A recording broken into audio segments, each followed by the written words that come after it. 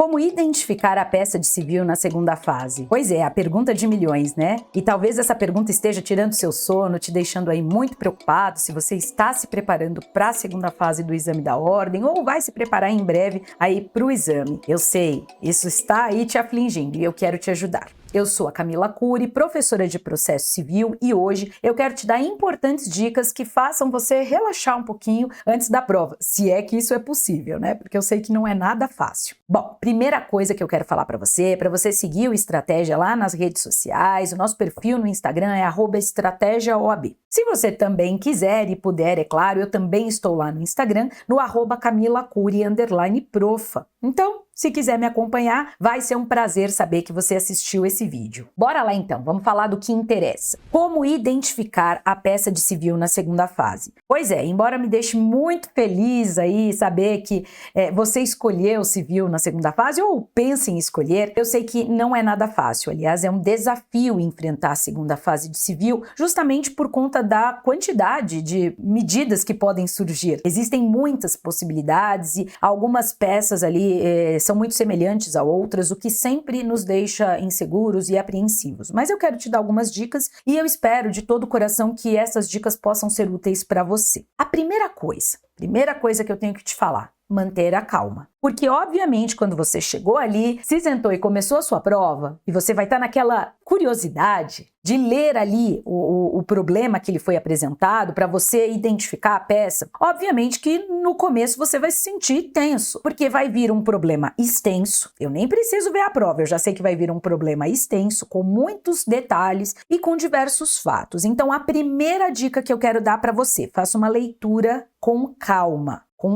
E vai identificando os personagens. Quem são ali as pessoas mencionadas, que certamente serão as partes ali na peça que você vai precisar construir. Quais são os fatos que estão sendo mencionados, envolvendo o direito material, né? Então, o que está sendo falado sobre ali o problema daquela situação que envolve aquelas partes. Vai identificando esses elementos. Datas são muito importantes para a identificação da peça. E aí, feita essa primeira leitura, e você trouxe ali os fatos que são importantes, e se quiser, faça ali uma anotação breve dos principais fatos, dos sujeitos ali envolvidos na situação. Num segundo momento, você vai buscar palavras-chave. E que é isso agora, Camila? Você está me mandando buscar palavras-chave no meio da prova super importante ali para minha vida? Estou. E a primeira coisa que você vai buscar identificar ali no problema, né, na situação prática que lhe foi trazida. Você vai tentar identificar palavras ligadas ao processo civil. Como, por exemplo, propositura, ou propôs, ou foi ajuizada, né, ajuizada, contestação, provas, audiência, sentença. E por que eu estou trazendo algumas palavras-chave aí para você identificar? Porque você conseguindo identificar essas palavras, isso significa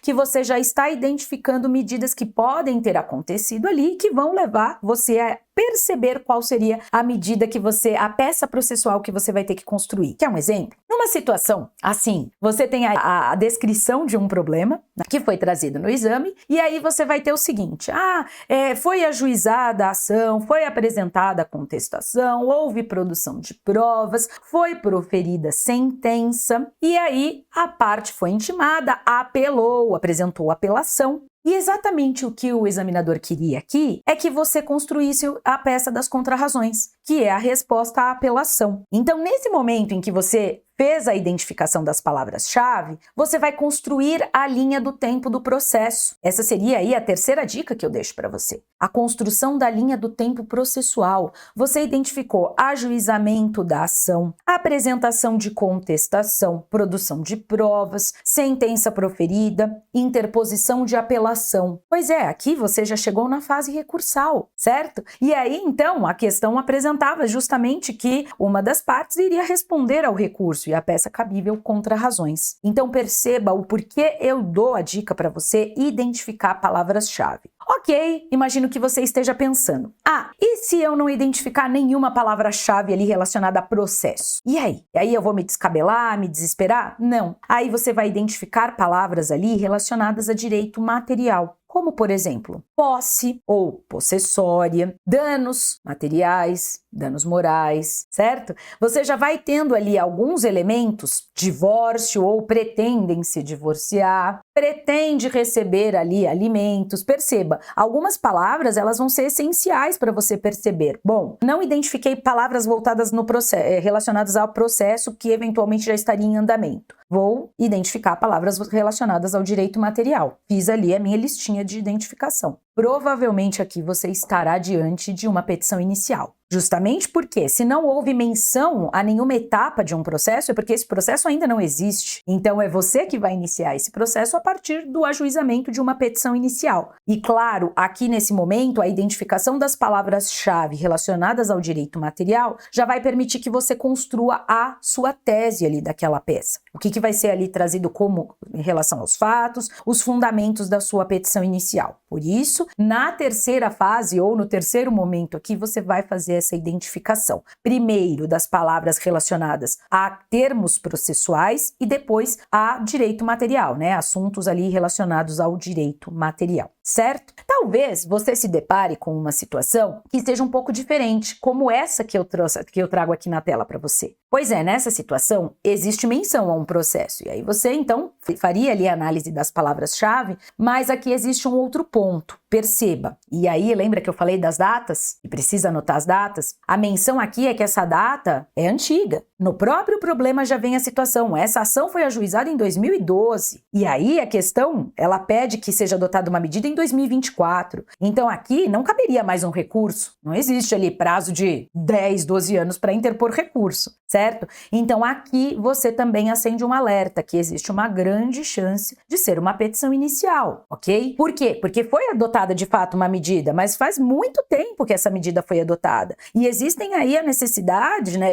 Surge aí a necessidade de outros caminhos serem adotados. Então, nessa situação, você não tem um processo em andamento. Você, inclusive, mais uma palavra-chave, trânsito em julgado. Transitou em julgado?